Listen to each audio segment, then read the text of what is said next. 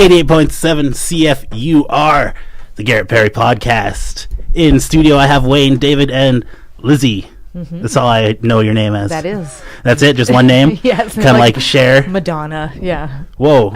I just got like both my ears. There was stereo right there. Yeah, just like, poof. I bet it didn't bother people at home. It's just some technical jargon. That's how we start our show, is like fiddling with knobs and stuff, and then we like slowly transition into a show. Excellent. So you guys do a show on 93.1 CFIS called RIP Radio. Yes, Lizzy right. Hasn't always been a part of that show, hasn't she? Used to have a different co-host. No, I don't know what you're talking about. Who was that man? Yes. So when did you take over as co-host? Ooh, like a year ago. Just coming on to a year ago now. Yeah. Oh, 1 year anniversary. Yeah. I believe so. Yeah, well, and it's kind of, Brian did the first 115 shows with us. Mm-hmm. Right, and so they're still in rotation. Yeah, and when they have time, it was just a matter of maintaining product, right? We wanted to do more shows, and Brian wasn't available all the time. Brian's transitioning into doing live music and playing in a band. And what was his band again? I think I saw it once. I couldn't remember. I was trying to remember for. Oh, he's going to kill me because it's not coming to mind. Okay, we'll figure this out. Something with lizards. Yeah, and it starts with a B, maybe. Oh, Burn Dog Hyena. Oh, it had nothing to do with lizards. But it started with a B. I had half the information correct. It is interesting, though. All of those things triggered me into finding Burn Dog Hyena. But I'm glad I would not have had that. I have a copy of their CD somewhere at home, but... Yeah, they're excellent, actually. And their recordings, they blew me away. They're really good. And a lot of it was done back in the 80s, too. No way. They started out as a punk band, right? They're still a punk band. That's great. And they've recently done some stuff in Vancouver. They did the I want to say the Roadhouse, but I know that's not right. The Rail House, I think Railway Club? Or the Railway Club, there you go. Might have been the Railway Club. And they do bits and pieces around the province every now and then. They haven't done a tour or anything, but every now and then they perform. So he's been doing that, which is great. And but it kind of left a gap, and it hadn't done a lot of new episodes, so we needed somebody, and she has such a wonderful voice. I appreciate that. It is. So you have a really mm-hmm. cool format for a show. And it's almost like morbid to a sense, too, right? Like you follow an artist who passed away. Well, yeah. I mean, you could look at it that way, that it's morbid. Like a tribute or an homage, really. And that's what it is. Mm-hmm. And, we don't just do Elvis or Johnny Cash. We try to do, like John Glasscock was the bass player for Jethro Tull. Mm-hmm. I mean, those are artists that once they've passed, odds are you're not going to hear about them again. So what we're really doing is we're resurrecting some of the lesser-known artists and playing their music. Oh, that's awesome. Fats Domino the other night, too. So. Sure. Do you guys get excited? Like, say, when Tom Petty died, you're like, oh, that's like such a catalog of music. That's the double-edged sword, because I was like, yay, we can talk about them. Boo. Yeah, like it's not. No, never. Yeah. It's good not answer. To say you want to get excited. No. You can't get excited about wanting people to pass away. So excitement isn't the right word, but there's opportunity now that you can play some music that you enjoy. Tom Petty's kind of a big tragedy. I was a big fan of Tom Petty, and one of those artists that died way too young. Way too young. It was crazy. That was shocking. But again, he's another good example of why we do Rip Radio. We don't necessarily do Rip Radio just so that we can talk about people that died or even just play their music. In a lot of cases, people have these myths and legends about how people died. And for us, we've had to wait in cases. Tom Petty's a good example. We've had to wait until the coroner comes back and tells us exactly how they died. Because we don't want to perpetuate those myths either. Yeah, I was quite shocked how open they were with that coroner, like they just like listing all the medications he was on and everything. Right, and as sad as it is, he died of an overdose. Yeah. I mean, it was a combination of drugs he was using for pain. It wasn't a recreational overdose. It was like something. Prince. It was the same as Prince. Yeah, that was quite shocking too, for the same reason. Exactly. Mm-hmm. And so, but then there are examples of some artists that they never release the cause of death. The artist we did last week was a good example. He died of natural causes. Who's that? Who did you? Fats Domino. Fats Oh, Domino. right, Yeah, last and week. we didn't. There was no listing. It was just natural causes. Even we could go through any other information, we couldn't find it. That was it. And honestly, a large safe falling on you would really be dying of natural causes. It would be an immediate hurricane, compression yeah. of the body. That sounds like a natural cause. I guess, well, like, it wouldn't be, that would be classified as accidents. Well, I so, think so, yes. I'm being potentially. facetious. But it could be a heart attack, it could be kidney Old disease, age, it could really, be yeah. a cardiac or a respiratory arrest, it could be anything natural causes. So, we can't always get all the evidence, but one of the motivations is to be accurate about how these artists died. I'll give you another good example. There's a myth about Mama Cass. Oh, okay. Mama Cass died by choking on a ham sandwich. That's the myth? That's the myth. False! Hilarious, though. She did not. She died of a heart attack. I mean, that myth came about because the coroner did an examination, and in the contents of her stomach, they found bits of a ham sandwich she'd eaten earlier in the day. Mama Cass was a large woman. They decided to put two and two together, and next thing you know, she was choking to death on a ham sandwich. Well, It was a heart attack. it was a heart attack. Caused by the ham sandwich. Overeating. Well, no. I mean, I don't know why Who she knows was what large, happened but, with yeah. but it wasn't because of her dietary habits that she died. She died of a heart attack.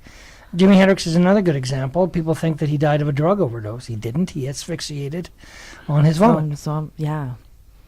Is that true, eh? Yes. That's true. Mm-hmm. Yeah, that's crazy. I didn't know that. Yeah. That's a big one, too. Exactly. So there are these myths, and that's really the motivator originally on why we decided to do Rip Radio, is we wanted to set the record straight on how these artists died. Because, I mean, shaming them is no better. Mm-hmm.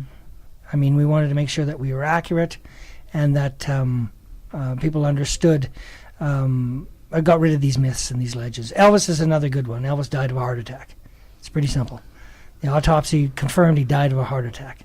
Now, he used an awful lot of prescription drugs, and there are an awful lot of drugs in his system, and there is some speculation that he could have been allergic to codeine because he'd been given to it by a dentist. But at the end of the day, he died of a heart attack, and people think that he died of a drug overdose. Right, that is a common Myth. myth, I guess, yeah.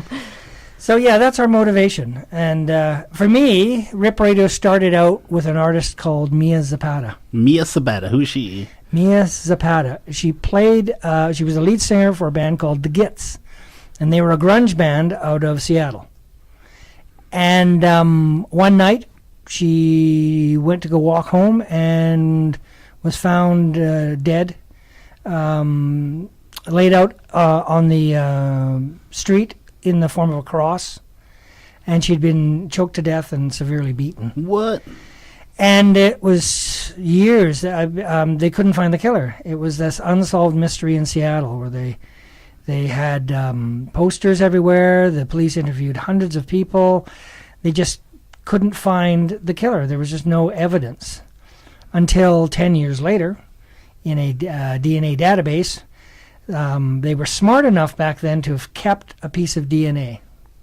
They had no way of testing it, but for some reason they kept a piece of DNA. Like they could tell the future was coming. They knew the CSI. Maybe. But that saved the day because the database checked out that there was a fellow in Florida who was this Cuban refugee that hit on the DNA profile. They did some research and found out he was in fact in Seattle during those months.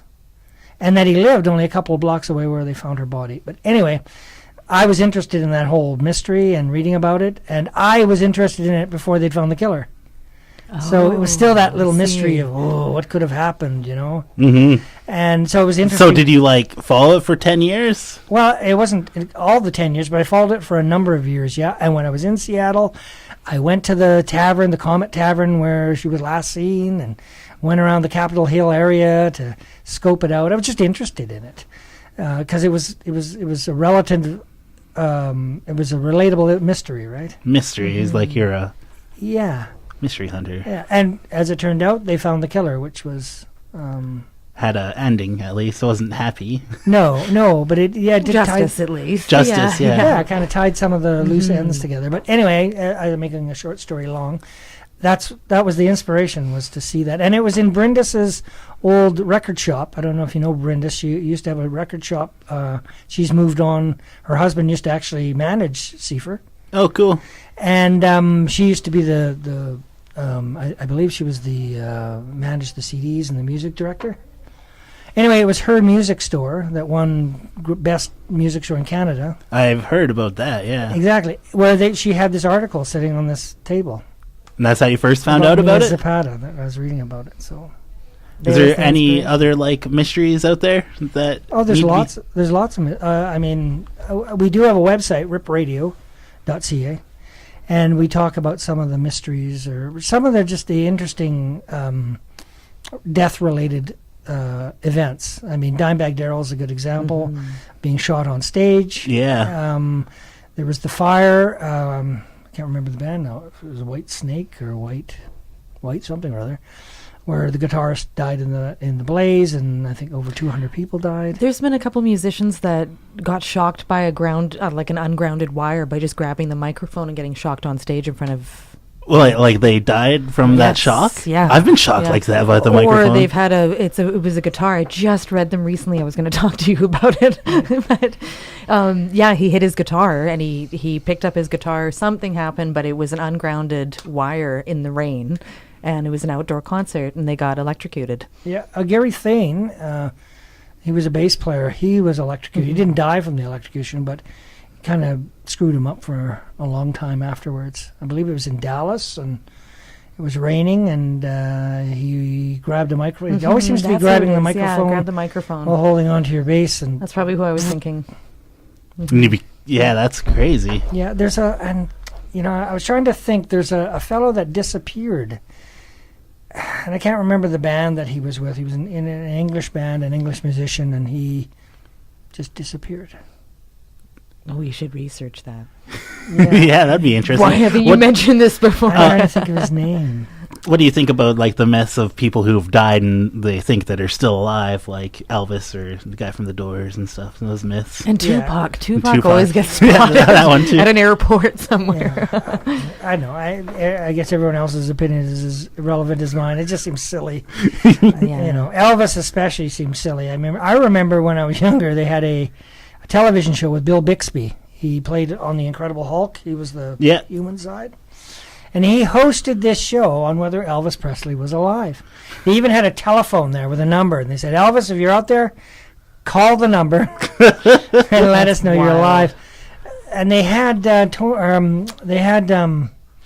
his manager, Esposito, can't remember his first, Joe Esposito, on. And Joe Esposito was one of the guys that day that ran up the stairs when they got the phone call from Ginger Alden that Elvis was lying in his bathroom. He ran up there to check on him and found him lying on his side with the blood pooling on one side of his face, and he knew he'd been dead for a while.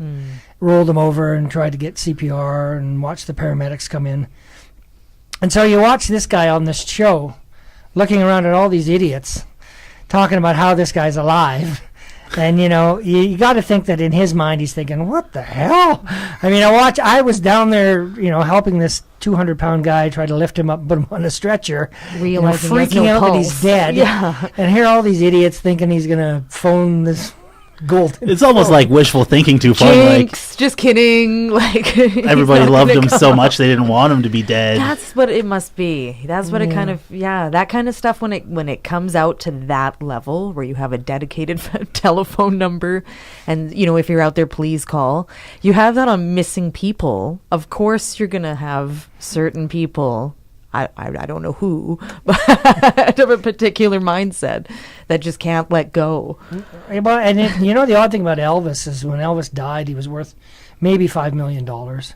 He hadn't sold really too much. I mean, the album Moody Blue had come out, and the single Way Down was being released.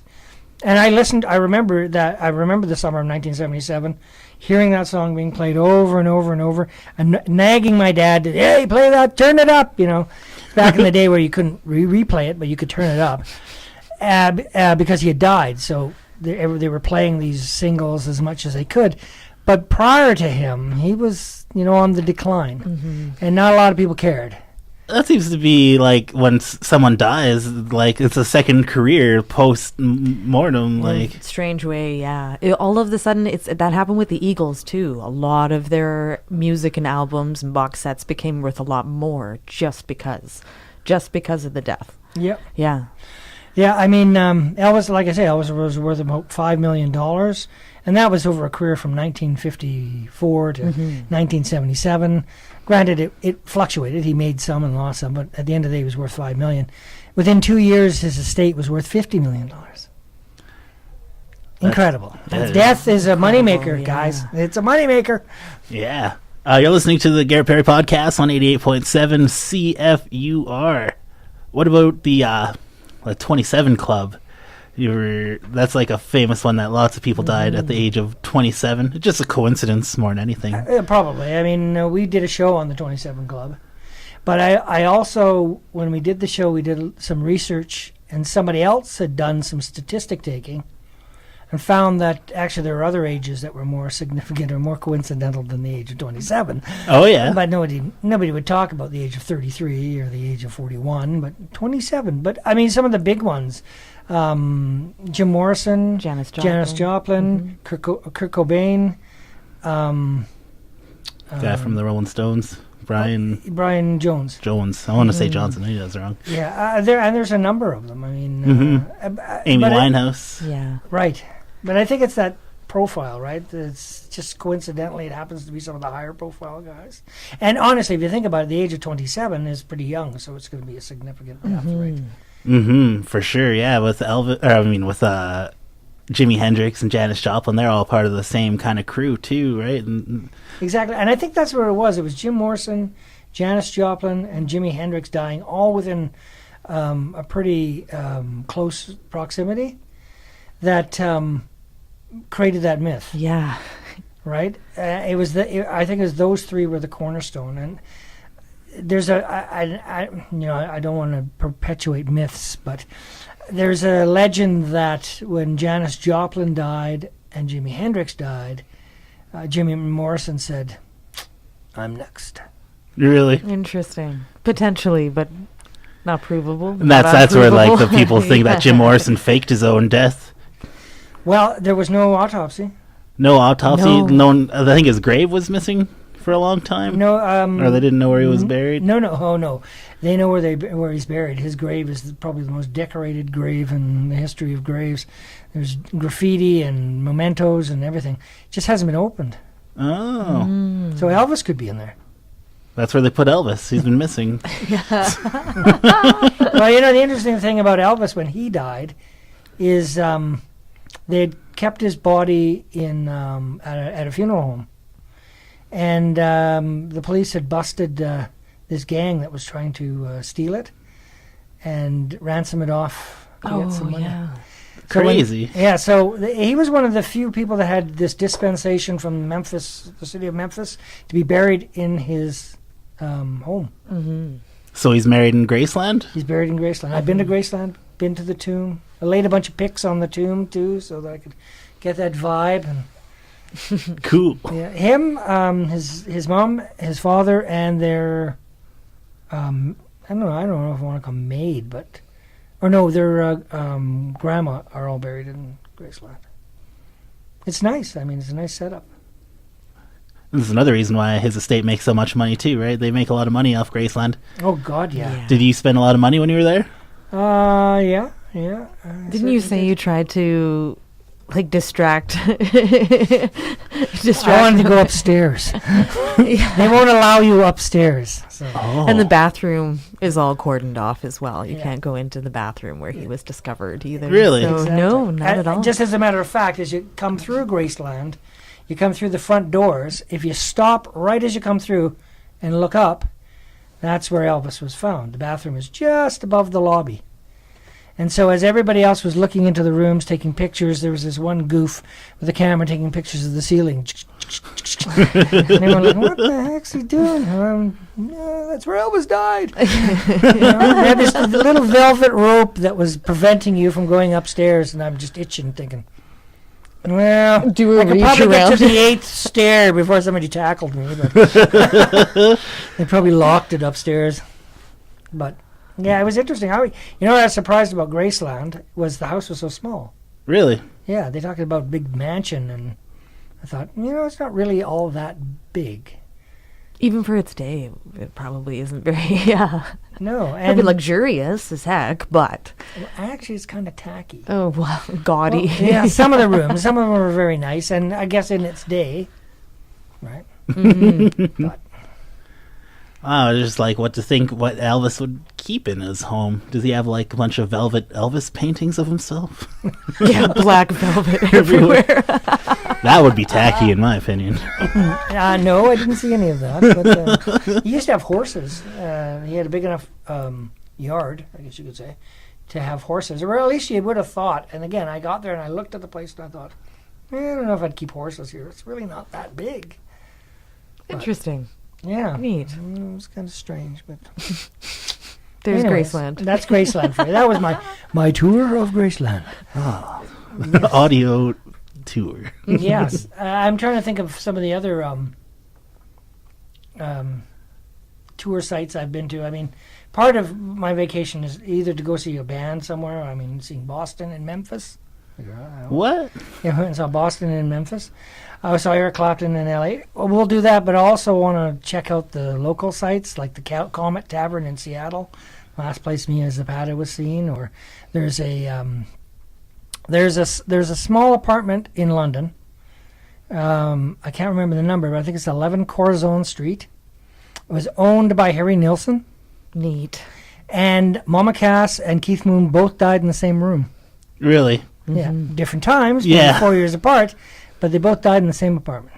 Weird. It is weird. Spooky. And Harry Nilsson is really, really interesting as well. I know you've already done a show with Brian about it, but he's so interesting. He could probably have yet another show with new information on it, because it's like, what a fascinating guy. Yeah. My goodness, for his day. Yeah, he had a great voice. He was good buddies with John Lennon. When John Lennon had his lost weekend, they call it, which is about a year that he was apart from Yoko in the 70s, he hung out with Harry Nilsson. And I remember watching an interview, and it was one of the monkeys. Mickey Dolan? Yes. Mickey Dolan. And he said that what was He'd show up at your house? typical, yeah, he'd knock at your door. Hello, it's Harry. Oh, hey, Harry, what do you want? Let's go have some fun. Oh, all right, Harry. And then wake up 3 days later in a brothel in Nevada. And have no idea what happened. He said, that was Harry Nilsson. Yeah. New York And it would party. be like 4 p.m. at night, and he'd be like, we have something to work on. And for a whole week, you'd do nothing but work on this one thing that he came over to specifically to work on, just with you. And he was that eccentric that it was just accepted. Really interesting guy. Yeah, he was. And he was a great musician. Yeah. He had a great voice. Yeah. I remember Yoko was talking about how Lennon used to say that he had the best voice he'd ever heard.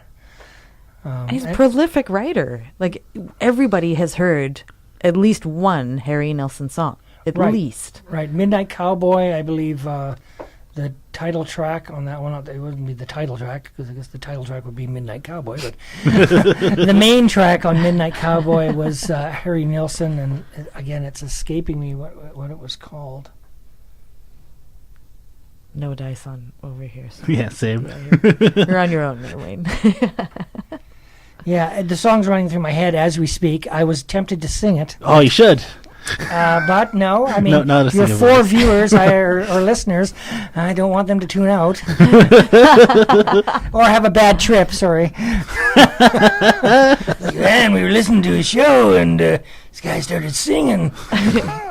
They're talking out, about man. death for half an hour. And then I wanted to die after listening to him. Terrible. So I won't do that to you. We love your listeners. Yeah, when I went to New York as part of a class trip, and one of the few places that I remember was like we went and saw where John Lennon was shot. The Dakota. Yeah, I think we didn't really go that close. I think we were driving by. I was like, oh, by the way, that's where John Lennon was shot. Woo! I was like, cool. Yeah. When I went to New York, that's the first place I went was to the Dakota. And when I went there later with my wife, it was one of the guys that managed the little booth outside, a security guard that had to grab me and say, "Sir, you're not allowed to go into the Dakota." Really? Yeah, I was fascinated by that too. I wanted to see that. And if I might, when I was in New York, I went to the Dakota to see where he was shot. Went to 44th Street to the old recording studio where he was recording. It doesn't exist anymore. It's gone. Is that where he was recording when he was shot? Yeah, the record plant. Mm-hmm. And I went into the building, and the building was still there. It was now, I think, a magazine, but the building was still there. I did the research, the address, it all checked out. I asked the security guard, can I go in the elevator? Because, this elevator trip was the last trip Lennon took. He said, yeah, I don't care. I told him, do you know the history? And I told him the history, and he said, yeah, I don't care. So I went and I checked that out, and I left the record plant, got onto 44th Street, walked down to, I think it's 5th or 7th, correct me if I'm wrong. I'm sure there's a lot of people that know New York better than I. Took that left, went down the street to the Roosevelt Hospital where Lennon showed up when he died that night. Checked that place out, and eventually went to back to the Dakota to his Imagine thing, because there was no burial for John Lennon. And right, the Imagine thing, is that in Central Park? Yeah. I got a picture with that. That was pretty cool. They said they used a piece of rock from Pompeii or whatever. Oh, really? Yeah. Oh, I didn't know that. That's cool. Oh, that's cool. So I did the John Lennon death tour. Cool. How morbid is that? I don't know. Write in, complain to Garrett. I did a brief. I wish I got to do that. That sounds awesome. Yeah. I guess New York, since it's so prolific and big, there must be a lot of death-related stories that you could follow. There are. I mean, we went to the Chelsea Hotel, and I don't know so much as it's related to death, although Just iconic. Anything. Nancy Spudgeon and Sid Vicious, they were at the Chelsea Hotel, so it has a relationship to it. But when they were doing it, they were renovating it. And again, there's the story of walking in there and it's renovated. It's like, sorry, sir, this place is renovated. And I said, well, we're from Canada. I'm really interested in this history of the Chelsea Hotel. And the guy was like, really? Oh, yeah, okay. I grabbed my wife and said, come on, take a look. She took pictures all in the back area of the hotel and the elevator and in the rooms. The guy was like, yeah. He says, all these things are going to be changed, so take the pictures now, because they were renovating the whole hotel. Neat. Yeah, I thought it was it was really nice. Cool. At first they were like, no. And then I said, we like the history. Oh. Well, come on in. That's great. Skeptical until you're like, I'm sorry, I'm a Canadian that's really dorky. Exactly. My biggest regret, though, was when I was in London. I went to the Apple Studios. And the Apple Studios now is it's a clothing store. I can't remember. It's Abercrombie and Fitch. Oh, yeah? But they were renovating it. And so they had all these wooden petitions up, and they had men with hard hats going in and out. And I regret to this day, I wanted to go up to one of the guys and say, listen, here's 20 pounds. Give me a hard hat and let me go on the roof where the Beatles played their last concert. Yeah. And I thought, would that hurt? We're renovating the place. What am I going to do? Wreck something? But I didn't have the nerve. I regret that to this day, that I didn't have the nerve to say, or else go to the neighbor and say, can I go on your roof? And I'll jump across. Should have brought a ladder. Could have done anything. Yeah. Anything. But, yeah. Part of what we do. You're listening to 88.7 CFUR, the Garrett Perry podcast. I gotta turn off this camera. Excellent. I'm doing all the talking. Come on. I'm not going to interrupt. You're the one that's so knowledgeable. I guess we could switch topics a little bit, because there's not really a format to this podcast. I was kind of interested in the work that you did with John Howard's Society. Oh. Because I'm not really too familiar with your work. Oh, so maybe if you could just give me a rundown. You know what, actually? Because I did work there as well That's at the same time. Ironically, she worked there. The best kind of description and metaphor for it is like there's people out in the community that are absolutely wonderful people, and they go out and they do a clean, and they clean the community every day. And I mean clean as in help, support, do community service, do the service work. John Howard's like the grout scrubber. Like you go in and you get gritty and you really do the bit. It's the deeper work. Like, you're helping people reintegrate back into society. So to help stop the offending, stop whatever it is that's creating that issue, and you're helping them to properly reintegrate successfully back into society. So there's not so much, there's that word. Well, I mean, at the end of the day, it's about not having victims, right, Yes, of crime. And we work with those individuals that are involved in the criminal justice system. We work with those individuals that are being released from federal and provincial institutions. We work with men and women that are involved in assaults, robbery, murder, drugs, pornography, child pornography, not sexual necessarily offenses. just the victim, the perpetrator as well. Right, and sometimes the perpetrator is a victim as well. Mm-hmm. But we work with these people that may not have the best profile in the community, and are oftentimes discriminated against, and are oftentimes Stigmatized very heavily. Yeah. And so, at the end of the day, we are not judges. They exist in the court system. Mm-hmm. We don't command the sentences. That is done in the court system as well. So when an individual has done their time, whether we feel it's just or not is irrelevant. But once they've done their time, the justice system has determined that that's their sentence, then they need to get on with their lives. And They need to reintegrate back into the community. And so if people aren't giving them jobs, or aren't associating with them, or won't give them an apartment place to live, I don't understand how their expectation could be anything but reoffending. Yes, exactly. So in our minds, we want to make sure that they have a place to live. We want to make sure that they have some sort of employment. We're not bleeding heart liberals. We want people to be held accountable for what they do. They're not hiding behind excuses. They are being proactive about turning their lives around. Taking responsibility for what they did, understanding that whatever they did in their past life is part of who they are, but it isn't all of who they are. I mean, like you are a DJ, but you're also somebody's son. You could be a father, you could be a fisherman, you could be an artist. I mean, what label do you want? So we want people to stop focusing on the label of being a criminal and start focusing on the label of them being a human being and moving forward. Sometimes we fail. Sometimes it depends on the individual, of course. Always, can, always. yeah. You can't change somebody who doesn't want to change. Yeah, exactly. That's why like a lot of rehabs don't work there.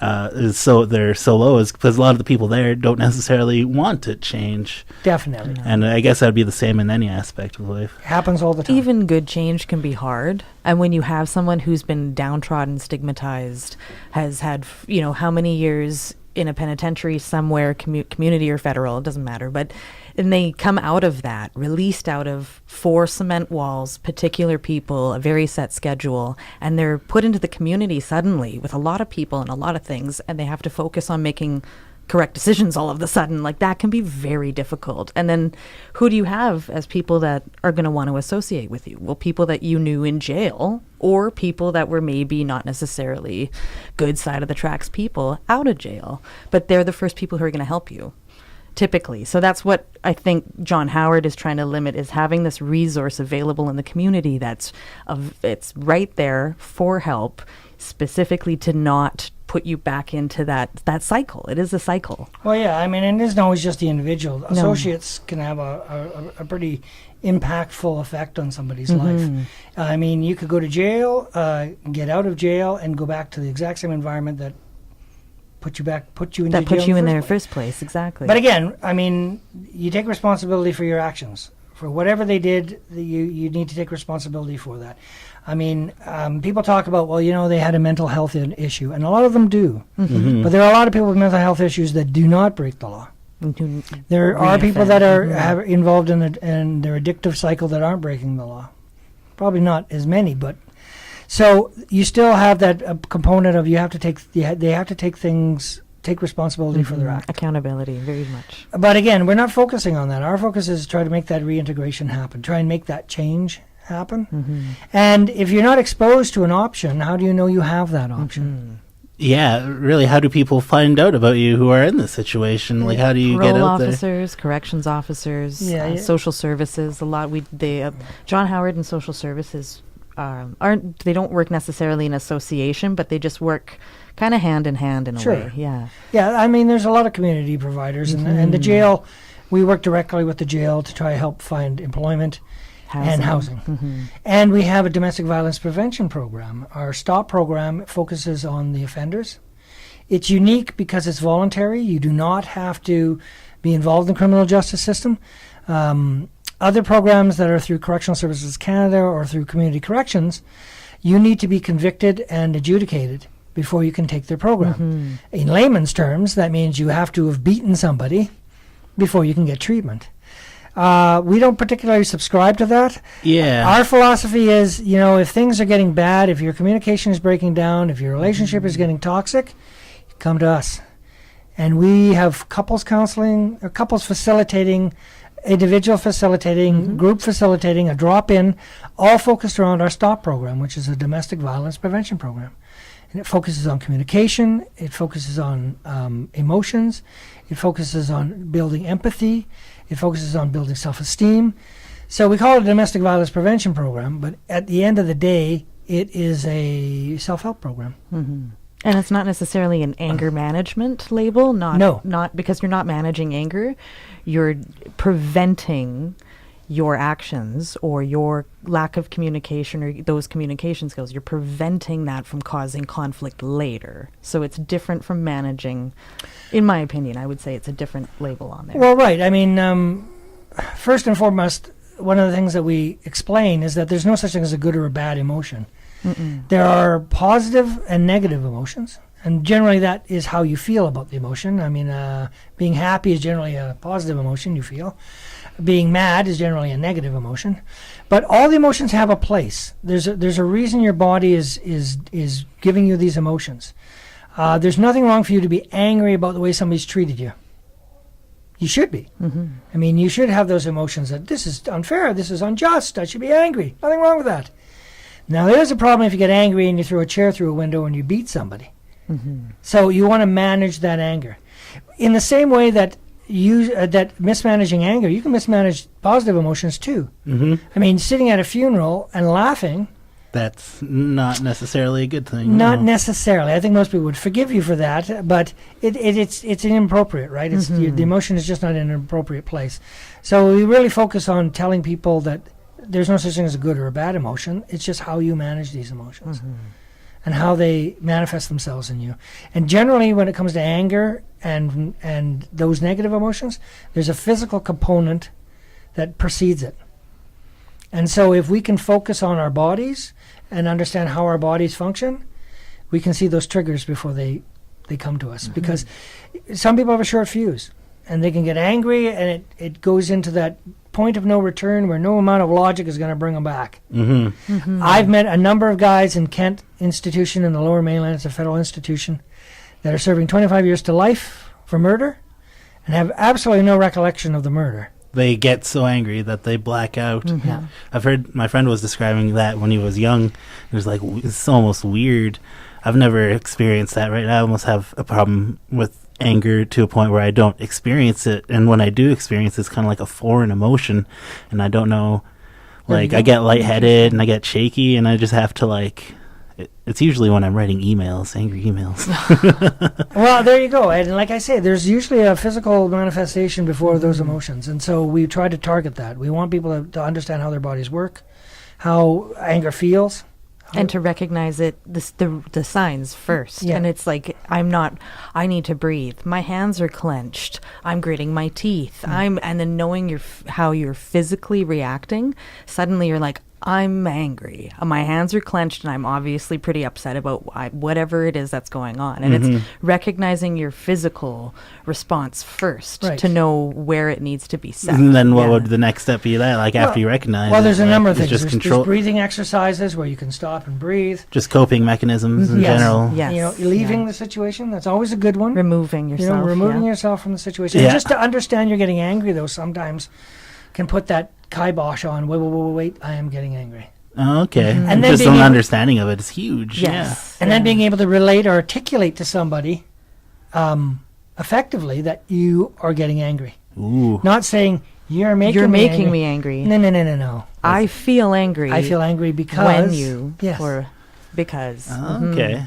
Yeah. That's tough, And eh? it's communication. Again, it boils down to the communication breakdown. If you're accusing that person's, it doesn't matter who, it's going to get their back up. But if you take responsibility, like how we all want, and accountability for your feelings, I'm feeling angry when you speak like this to me, or I'm feeling angry when you don't do this, or when you do this, you're saying, I feel. So it's your emotion. It just happens to be associated with this action. And even if it's not intentional, I feel upset. Right. Because there's always a motivation behind that. And we find, when it comes to anger, there's usually layers back from that. You're not just angry. Just don't get angry for things. You No. don't just sit there and all of a sudden, oh, I'm angry. No. There's usually an injustice that can make you angry. Fear. There's a couple other pillars. I can't remember them off the top of my head. But there are these emotions, primary emotions, because anger is a secondary emotion, that are the motivators. And so what might be happening is your behavior might be triggering me to feel, I don't like to use the word trigger because that's not fair, because these are my emotions. They're not your emotions. I can't make you happy. I can't make you mad either. Only you can do that. You could try and... Well, you could know some of your weaknesses. We could know some of your core values, and I could challenge them. Okay. But if you're not comfortable with your core values or you're insecure, then I might be able to draw out an emotion. And if you're not able to control your emotions, then I know I can get you into a violent situation. Right. However, if you are in control of your emotions, there's nothing I can say or do that will elicit a violent response from you, because they're your emotions. Right? If I say, to you that, I don't know, try to say something derogatory about your physical appearance, you might have an insecurity about that. That might be something that bothers you because it's rooted in your childhood that I've always had buck teeth, Wayne. Don't make fun of my buck teeth. Yeah. Whereas with me, my physical appearance, it may not bother me. So you think, well, everyone gets upset about that. No, they don't. Those are your emotions. It goes back to either an insecurity you feel, or an injustice, or a fear. Those are the primary emotions that they're targeting. It just comes out as anger. And so we teach you how to control your anger and help you analyze some of your more primary emotions. Your life is a lot more successful because you're not focused on the anger, you're focused on the problem. The source. I keep getting upset because I'm insecure. I don't feel like I fit. I don't feel like I belong. And then that's the case, well, then now you can take steps to say, what do I need to do to make me feel like I fit and belong? So it's a more proactive thing as a negative, destructive thing. That's awesome. So the John Howard Society does lots of good within the community then. Oh, we're wonderful. We're amazing, and I think everyone should donate all sorts of amounts of money to us. Dressers and beds are always needed. Yes. Cash first and foremost. Cash. But there are a lot of agencies, and we're no different than the Phoenix Society or AWAC or ASAP or... but a lot of those kind of specify who they'll help, right? I don't know. There are some that are gender specific, or maybe I know Aim High has a particular criteria.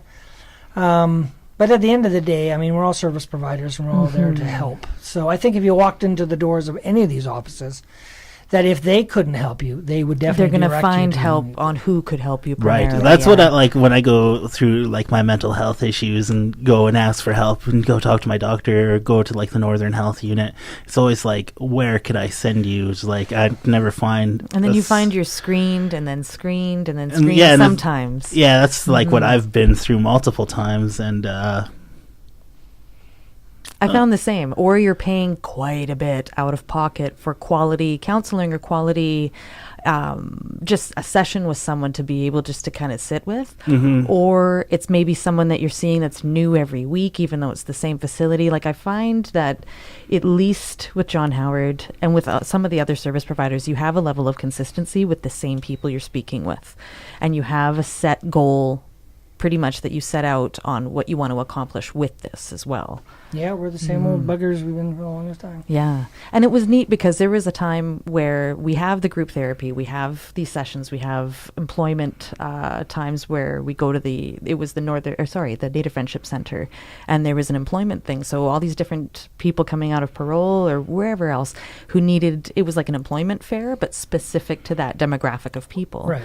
And then there was one time where someone was having a bit of a meltdown on the street just outside, and just someone who took a turn down Quebec Street witnessed this and was so overwhelmed. She came into the facility and was like, I just watched this person have a major meltdown and swearing all the way down the street, and she was remarkably overwhelmed. But we were there. We were, sit down, have some water. Do you need to talk? As it turned out, it was one of our staff members, but no, I'm kidding. No.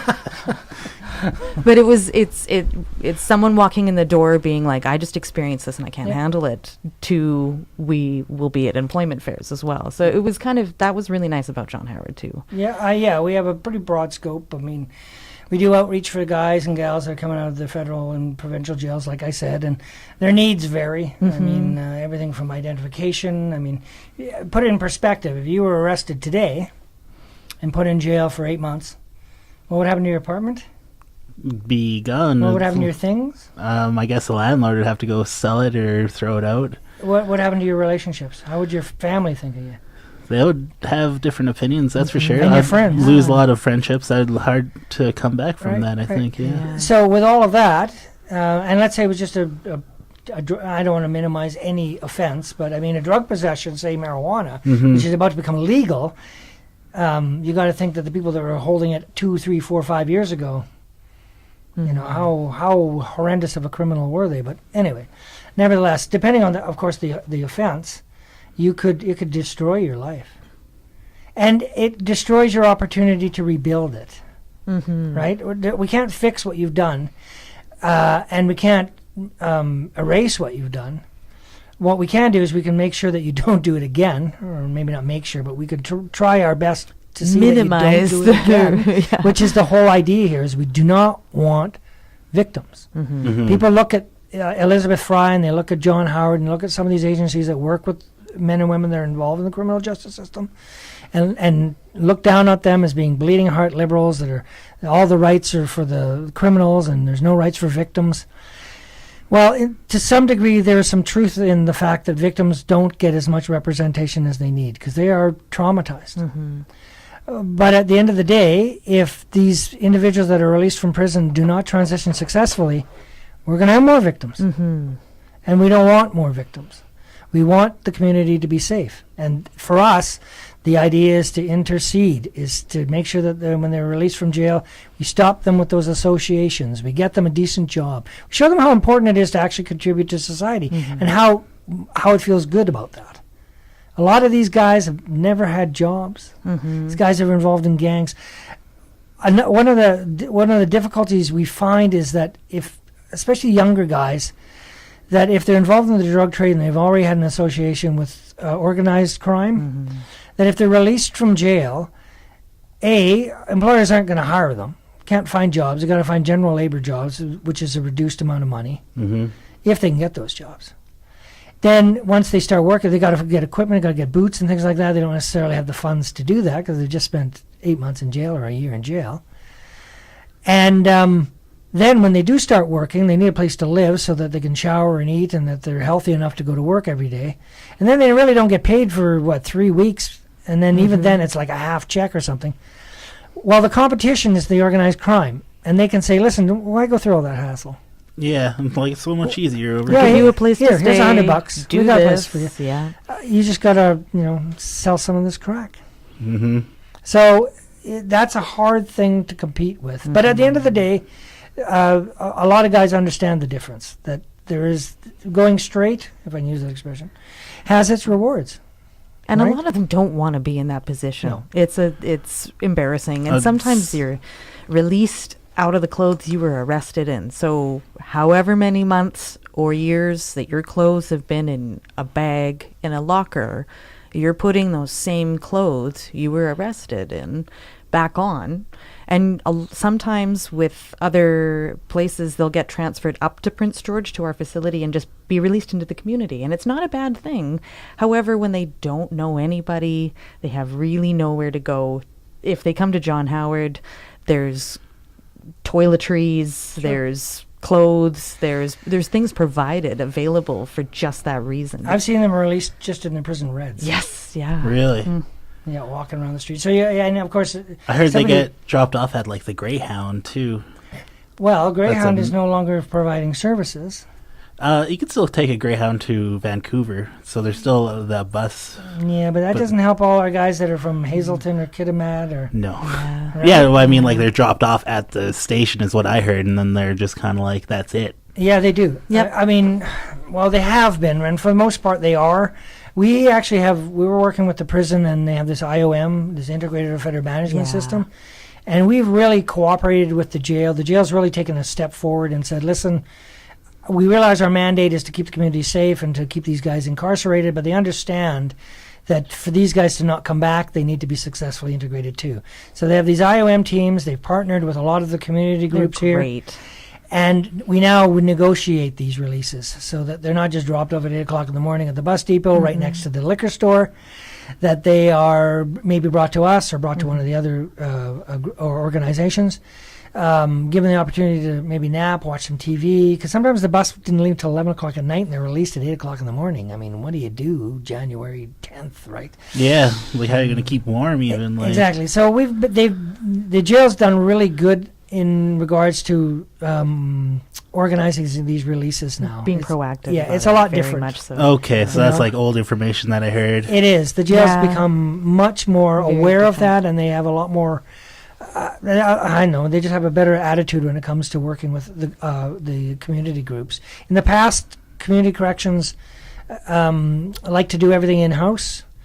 I think they discovered that that's just difficult to do. Is to try to wear two hats, try to be a mentor and I'd be a guard at the same time. Mm-hmm. Very difficult.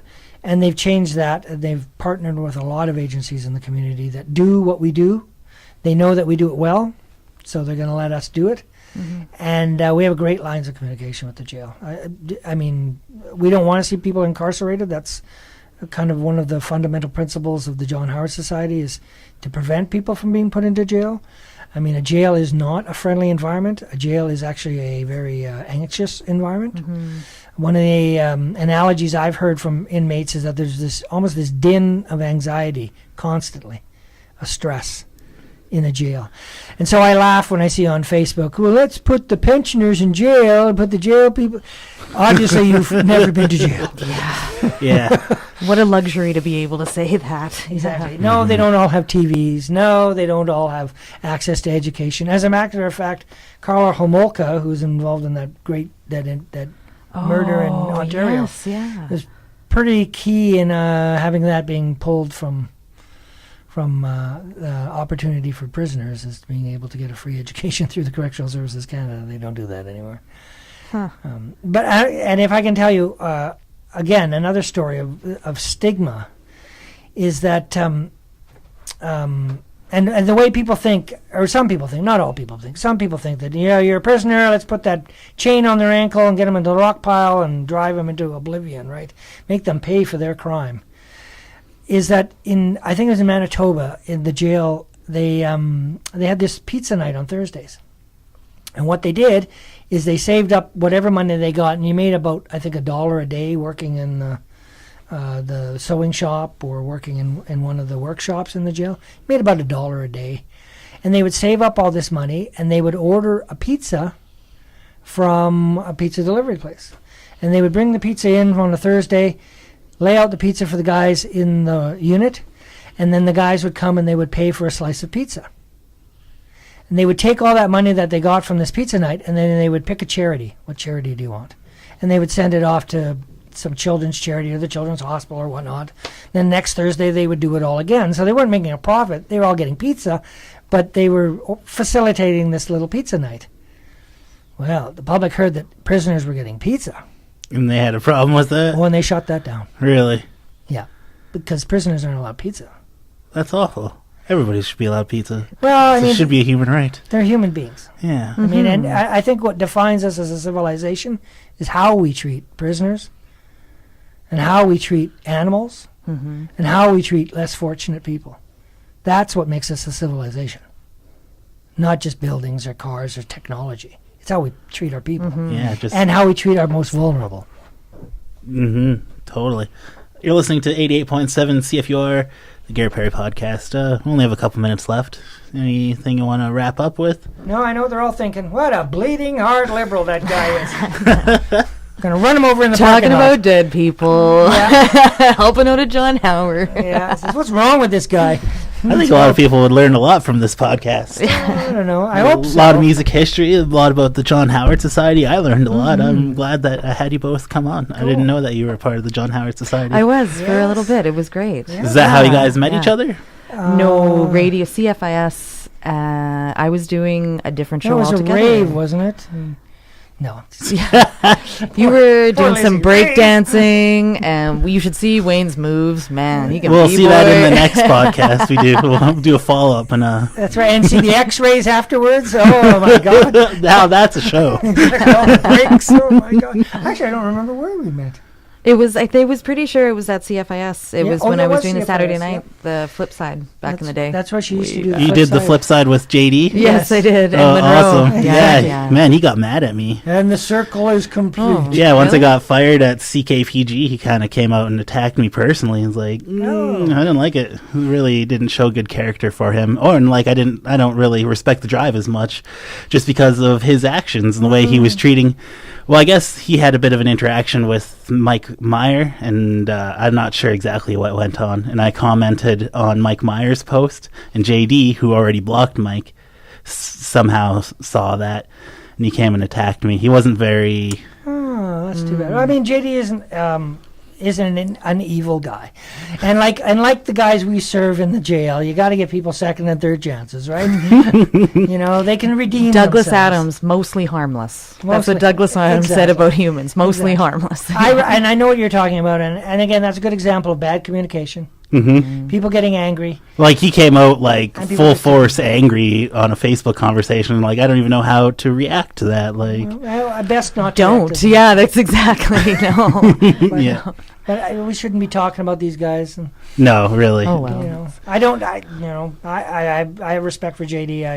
Yeah, me JD. too. The flip side was a lot of fun. I can't say anything negative about that. It was Yeah, super I like JD his- and I like Monroe. his show. Man, I miss You Monroe. know, Yeah. And he's gotten better too as time goes by. I know Heather likes listening to him too. So, and Monroe, yes. Yeah, Monroe's, yeah, Monroe's Yeah, great. you guys were funny. I mean, I listened to your show. Oh, I think I got to cut you off here. It was a good time. 88.7 CFUR, the Garrett Perry podcast. Thank you, Garrett. I wish I had, like, a clock to time this out. Just like, ripradio.ca, ripradio.ca, ripradio.ca. Sunday at 7. Sunday at 7, CFIS. Sunday at 7, CFIS. and the Garrett Perry podcast, Saturday at 7, CFUR, 88.7. Oh, man. This is going to be, like, the longest minute. Doot, doot, doot. Oh, no. Oh, there's like 20 seconds left. Oh, 19, 18, 17. Thank you for having us on, And Garrett. thank you a lot. It was good to Yeah. meet you, too. This is the first time we met each other. I've met 10, You've met talkative over here. you, Mr. Doggy. 6, 5, 4, 3, Sunday.